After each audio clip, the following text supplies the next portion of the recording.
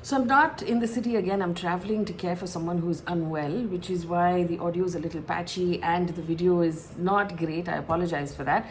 But I've been meaning to discuss this one case with you for the better part of last week.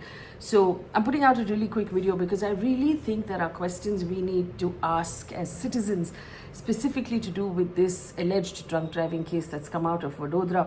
What happened?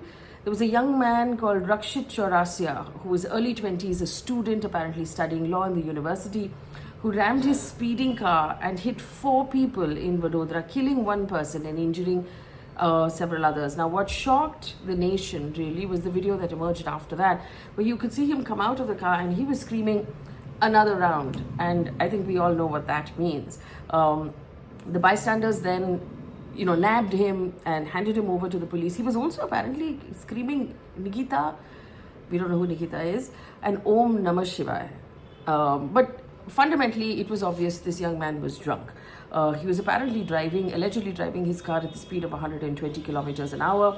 He crashed into 2 scooters, knocking down the riders, dragging them along before he stopped. And he rammed into 4 people, including a woman who was riding a scooter at the time. Apparently she had gone out with her child to buy colors for Holi and she died on the spot. The child is in hospital. Now, the accident happened late Thursday night. He's been arrested. We understand that he's actually a resident of Varanasi, Uttar Pradesh. He's studying at the law university. He's studying law at the University of Vadodara, And the individual who was in the car with him, his friend called Mit Chauhan, apparently the owner of that car is also a student and has also been arrested. But it's that video that actually did the rounds of him screaming another round, that caused people to ask questions about what is going on. Now, other information that has come up since then was apparently Chaurasia and his friends were drinking in a particular home. So they were not at a bar, they were in a private residence on the 19th of February. They were making a lot of noise.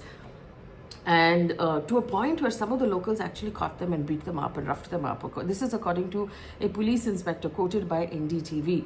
There is apparently an advocate who lived downstairs from that home who called the police. And when the police came in, the advocate then said he's not going to file an FIR, let them off with a warning because they're students.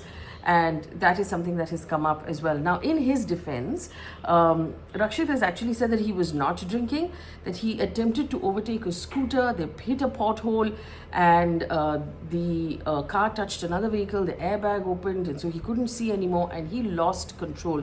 He said that he wants to meet the family of the victims. It is his fault. From all of this that has emerged, and remember, there have been a couple of cases, right? There was recently one case, I think in Pune, where a young man, obviously intoxicated, just stopped his car in the middle of the road and got off to urinate on the side of the road. There was another case, as we know, in Pune, of a young man who was driving too fast and who rammed his car and then was arrested, and his family tried to get him off the hook.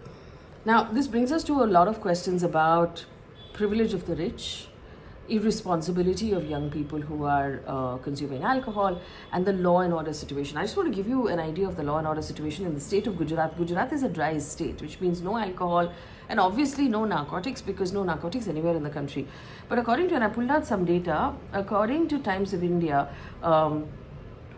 in Gujarat last year, in the year 2024, as per police data, 82 lakh bottles of alcohol were seized across the state in 1 year, amounting to 144 crore rupees of contraband, effectively illegal. 4,38,047 bottles seized in Ahmedabad city alone. Experts attribute it to a police crackdown and say this was just the tip of the iceberg. Vadodara rural authorities have seized 9.8 crore rupees worth of Indian-made foreign liquor in secret compartments, trucks and godowns.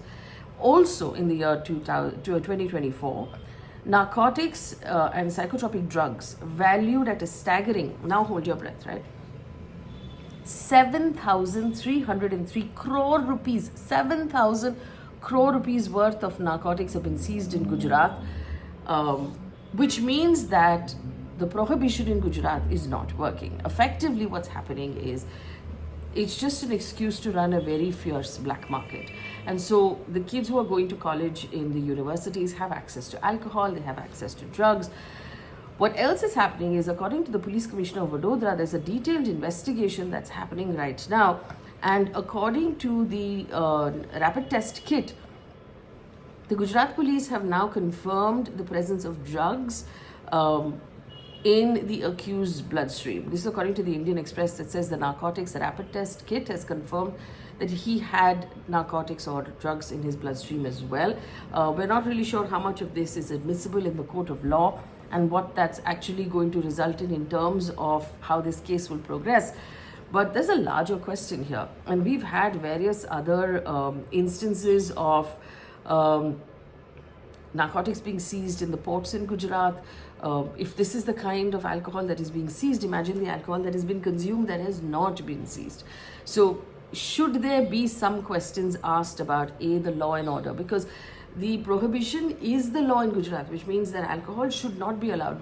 But effectively, if it is this rampant, it means there is corruption at various levels within the law and order enforcement. So the police force needs to be taken into, under the scanner and asked, how is this happening? The social responsibility of young people and their parents. And this is a question actually more socially than to ask of any government, is that when young people go to other cities to study, or when young people are given access to money and they're given access to cars, what are they using that money for, and whose responsibility is it to monitor? Because remember, these are adults, they're 22, they're not children, so their parents can't be held responsible for something they do. So if a young person under the age of 18 crashes a car, the parent is held responsible. What happens when a young person above 18 crashes a car? Who is held responsible then? And finally, the influence of wealth and power, and the gap between rich and poor, and the ability that the rich, even the very, very young rich, have to game the system and get away with, the sort of impunity that they feel they can get away with until something so horrible happens that they get into trouble. Why is it that young people in their 20s in these cities feel that they can get away with drunk driving? Is the law and order weak? Are they able to bribe their way out of smaller situations till it escalates to this point? Who should be held responsible? And as a society, this is a pressing problem. How do we find a solution? Leave me a comment in the comment section on where you think responsibility should lie and how we can do a better job as a society to solve for these problems that we're seeing right now among our 20-year-olds.